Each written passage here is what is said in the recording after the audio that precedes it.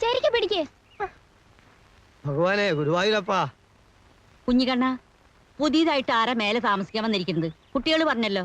അല്ല, ഇവിടെ ഇരുമ്പുകൊണ്ടുള്ള സാധനങ്ങളൊക്കെ എവിടെയാ വെച്ചിരിക്കണേ? കത്തി, കൊടുവാള്, കട്ടപ്പാരൊക്കെ എന്തേ? അല്ല, ഒക്കെ വളരെ ഭദ്രമായി തലമാറിലോ മറ്റോ വെച്ച് പൂട്ടണം. ഒന്നും മുറ്റത്തും പുറത്തും കണ്ടുപോകരുത്. തന്നെയല്ല, കുട്ടികൾ ഇനി മേലോട്ട് വിടണ്ട. താൻ എന്തൊക്കെയാ ഈ പറയുന്നത്? ഞാൻ പറയുന്ന അനുസരിക്കാനല്ലേ, സൂക്ഷിച്ചാ ദുഃഖിക്കണ്ട. തെളിയിച്ചു പറയടോ. തെളിച്ചു വരാൻ വിരോധം ഉണ്ടായിട്ടല്ല, ഞെട്ടരുത്. ഞാൻ എന്തിനാ ഞെട്ടണത്? താൻ പറയടോ. വക്കീലിന്റെ കൂടെ താമസിക്കാൻ വന്നോനെ ചില്ലറക്കാരനല്ല, ജയിലിൽ നിന്ന് ലീവ് എടുത്ത് വന്നോനാ. കൊലപ്പുള്ളി. എന്റെ അമ്മേ. എന്താ മുത്തശ്ശി, കൊലപ്പുള്ളി എന്ന് പറഞ്ഞാൽ കയ്യിൽ തോക്കുണ്ടാവോ? കൈ തോക്കും കാണും, കടാരും കാണും, പക്ഷെ ഒന്നും പുറത്തെടുക്കൂല്ലോ. ഇപ്പൊ ഇറങ്ങണ, എല്ലാവരും ഇപ്പൊ ഇറങ്ങണെന്ന്. ഞാൻ എന്തായാലും ഇറങ്ങാൻ തീരുമാനിച്ചിരിക്കാ. വിളിക്കണത് എന്റെ വക്കീലിനെ. പപ്പനാഭൻ ദുബായി കിടന്നുണ്ടാക്കിയ കാശ് കൊണ്ട് കെട്ടി വീടാ ഇത്. കണ്ട കൊലപ്പുള്ളികൾക്ക് വാടകയ്ക്ക് കൊടുക്കാനുള്ളതല്ല. അല്ലാന്ന് എനിക്കറിഞ്ഞൂടെ? ആ കൊലപാതകയെ ചവിട്ടി പുറത്താക്കടോ. ഒന്ന് പതുക്കെ പറ. എനിക്കൊരുത്തിരി പേടിയില്ലടോ. ഇറങ്ങി വരാൻ പറ. എന്നാ മുത്തച്ഛൻ എന്ന് പറ. ആഹാ. എടോ വക്കീലേ, വക്കീലേ, ഇറങ്ങി വാടക വിട്. അണ്ട കള്ളനെയും കൊലപാതകനെയും എന്റെ വീട്ടിൽ താമസിപ്പിക്കാൻ ഞാൻ സമ്മതിക്കില്ല. എന്റെ സ്വഭാവം നിനക്കറിയില്ല. ആ വക്കീല് കുളിക്കുക. ഇവിടെ എന്താ ഒരു ബഹളം? ബഹളോ? ആ എന്ത് ബഹളം? മുത്തശ്ശി ബഹളം വെച്ചതിനെ പറ്റിയാ? ഞാനാ? ആ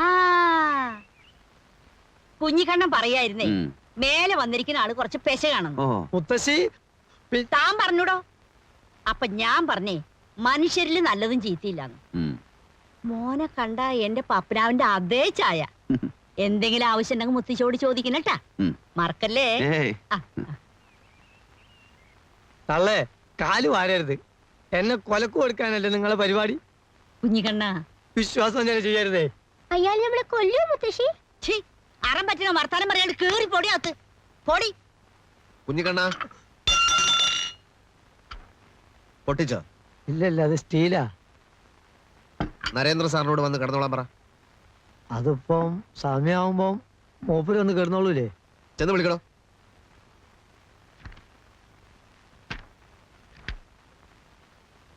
വക്കീലൂടി വരാച്ചാ നമുക്ക് രണ്ടാൾക്കും ഒന്നിച്ചെന്ന് വിളിക്കായിരുന്നു. ഞാൻ മാത്രം മതിയോ? അയലോക്കത്ത് 5-6 ആളെയും കൂടി വിളിച്ചു.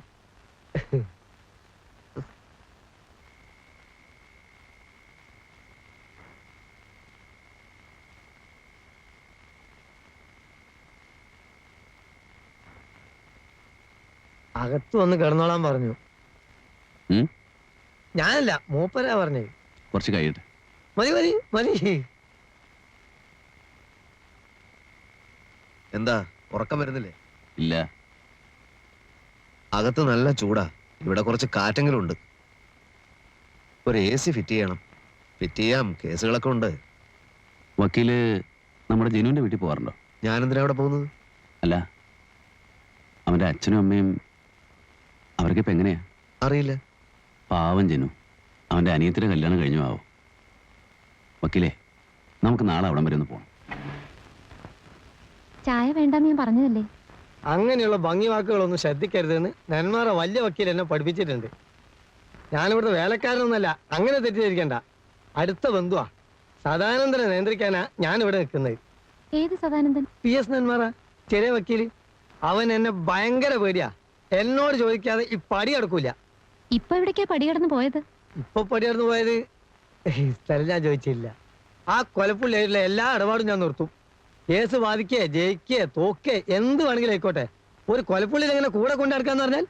അയാൾ അവാർഡ് വാങ്ങിച്ചൊരു സാഹിത്യകാരനാ. എന്താ അവാർഡ്? ഒരു കൊലപ്പുള്ളി എപ്പോഴും കൊലപ്പുള്ളി തന്നെ. അപ്പൊ പറഞ്ഞു മനസ്സിലായില്ലേ, പുള്ളിയുള്ള കൊല പഴുപ്പിക്കാൻ പറ്റില്ല. ഞാൻ ഈ പുള്ളി കൊല മറ്റേ കാത്തിരിക്കാൻ തുടങ്ങിയിട്ട് നേരത്രയായി. ഇരുന്നിരുന്ന് അഭിമുഖത്തിനുള്ള മൂഡ് പോയി. മൂഡ് എനിക്കും ഇല്ല. മൂടില്ലാത്ത രണ്ടുപേരും സംസാരിച്ചാൽ നല്ല മൂടായിരിക്കും. അതാണ് അതിന്റെ സയൻസ്. അല്ലേലും സംസാരിച്ചേ ഒക്കൂ. എനിക്ക് ഒരുപാട് കാര്യങ്ങൾ അറിയാനുണ്ട്. എനിക്കൊന്നും പറയാനില്ല. ഒരു വെറും ജേർണലിസ്റ്റ് ആയിട്ട് എന്നെ കാണരുത്. ഒരു ആസ്വാദകയുടെ ആകാംക്ഷ ഇനിയും അത് അടക്കി വെക്കാൻ എന്നെ കൊണ്ട് സാധിക്കില്ല. എന്താണ് അറിയേണ്ടത്? ഞാനെന്ന വ്യക്തിയെക്കുറിച്ചോ? അതൊക്കെ കോടതി കടലാസിലുണ്ടല്ലോ. അതിലൊന്നും എനിക്ക് താല്പര്യമില്ല. പിന്നെ എന്റെ അനുഭവങ്ങളോ? ഒരു കണക്കിന് പറഞ്ഞാൽ ആ പുസ്തകത്തിലെ വരികളിലെല്ലാം അതുണ്ട്. അറിയാം. പക്ഷേ വരികൾക്കിടയിലെ പറയാത്ത വാക്കുകളുടെ പൊരുൾ അറിയാനാണ് ഞാൻ ആഗ്രഹിക്കുന്നത്. സംസാരിക്കുക. ഞാനൊന്ന് കുളിക്കുകയും ചെയ്യാം, ലഞ്ചിന്റെ മെനു റെഡിയാക്കുകയും ചെയ്യാം.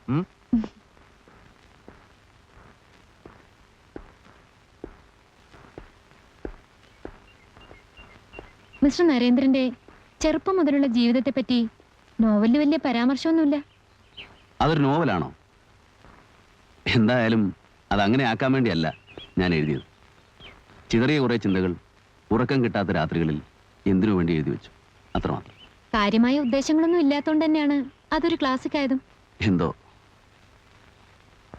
കുട്ടിക്കാലത്തെ പറ്റി ഓർക്കുമ്പോൾ ആദ്യ ഓർമ്മയിൽ വരുന്നത് ഇരുമ്പഴികൾക്കപ്പുറത്തെ അവ്യക്തമായൊരു മുഖമാണ്. അതെൻ്റെ അച്ഛനായിരുന്നു. തൂക്കിക്കൊല്ലാൻ വിധിക്കപ്പെട്ട് ജയിലിൽ കഴിയുന്ന എൻ്റെ അച്ഛൻ. അമ്മയുടെ വിരലിൽ പിടിച്ച് ഞാനൊരിക്കൽ പോയിരുന്നു. അമ്മയുടെ തേങ്ങലും എൻ്റെ ഓർമ്മയിലുണ്ട്.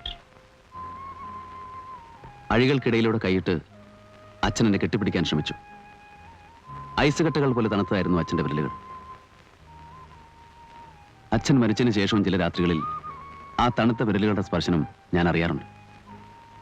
എനിക്ക് തിരിച്ചറിവായപ്പോഴേക്കും എൻ്റെ അമ്മയ്ക്ക് തിരിച്ചറിവ് നഷ്ടപ്പെട്ടിരുന്നു. പിന്നീട് എപ്പോഴോ ഏതോ മനോരോഗ ആശുപത്രിയിൽ വെച്ച് അമ്മ മരിച്ചു എന്ന് ഞാൻ കേട്ടു.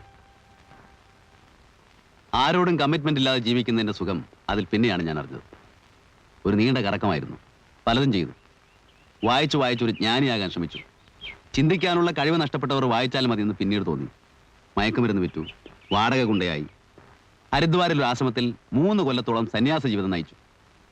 അധികാരത്തിന്റെ വടംവലിയും പൊളിറ്റിക്സും ഒക്കെ അവിടെ ഒരു വിഷയമാണെന്ന് കണ്ടപ്പോൾ കാഷായ വസ്ത്രം വലിച്ചൂരി ഓടയിലെറിഞ്ഞു. പോരെ? പോര്. സംഭവങ്ങളിലെ വിശദാംശങ്ങളിലേക്ക് മതി. അങ്ങനെയല്ല. കുറെ ചോദ്യങ്ങളും കുറെ ഉത്തരങ്ങളും അല്ല എൻ്റെ ഉദ്ദേശം. താങ്കളുടെ ക്യാരക്ടറൈസേഷന്റെ പ്രത്യേകതകളും നോവലിലെ സംഭവങ്ങളും വെച്ചുകൊണ്ടുള്ള ഒരു സ്റ്റഡിയാണ്. ആയിക്കോളൂ. അതിനിയും പലതും അറിയണം. ഇപ്പൊ വേണ്ട, ഞാൻ നാളെ വരാം. വേണ്ട. അയ്യോ, അങ്ങനെ പറയരുത്. ഞാൻ വരും. വേണ്ടെന്നല്ലേ പറഞ്ഞത്? ശല്യപ്പെടുത്തില്ല. ഇപ്പൊ പോന്നു. പക്ഷെ നാളെ എന്തായാലും വരും.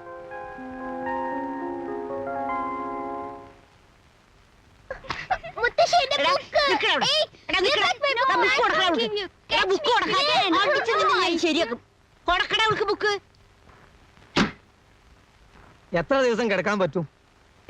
എത്ര ദിവസം കിടക്കാൻ പറ്റുമെന്ന്? എന്ത്? സിംഹത്തിന്റെ കൂട്ടിൽ ഒരു ആട്ടുംകുട്ടിക്ക് എത്ര ദിവസം കിടക്കാൻ പറ്റുമെന്ന്. കടിക്കോ കൊല്ലോന്ന് അറിഞ്ഞൂടാ. എന്നാൽ ഏത് നിമിഷത്തിലും കടിക്കും ചെയ്യാ, കൊല്ലും ചെയ്യാ. മരിക്കാതെ മരിച്ചോണ്ടിരിക്കുകയാണ് മുത്തശ്ശി ഞാൻ. ഇതാ താക്കോൽ അവര് വന്നാ കൊടുത്തേക്ക്. കുഞ്ഞിക്കണ്ണൻ പോവുക. നീ പറയുന്നത് ഒന്നും എനിക്ക് മനസ്സിലാവുന്നില്ലല്ലോ കുഞ്ഞിക്കണ്ണ. ഞാൻ കൊലപ്പുള്ളി എന്ന് വിളിച്ചത് ആ പുള്ളി കേട്ടു. അത് ഞാൻ പുള്ളിക്കൊലാനാക്കി മാറ്റാൻ ശ്രമിച്ചു. ഏറ്റില്ല. ഉച്ചക്ക് ഊണ് വിളമ്പിക്കൊണ്ടിരിക്കുമ്പോ പ്ലേറ്റിൽ നിന്ന് കണ്ണെടുത്ത് എന്നെ അടിമുടി ഒരു നോട്ടം. സത്യം പറഞ്ഞാൽ ഞാൻ ദഹിച്ചു പോയി മുത്തശ്ശി. എന്നിട്ടൊന്നുമില്ല, ഞാൻ പോവാ. എനിക്ക് ഇവിടുത്തെ കാര്യങ്ങൾ വലിയ വക്കീലിനോട് ചെന്ന് പറയണം.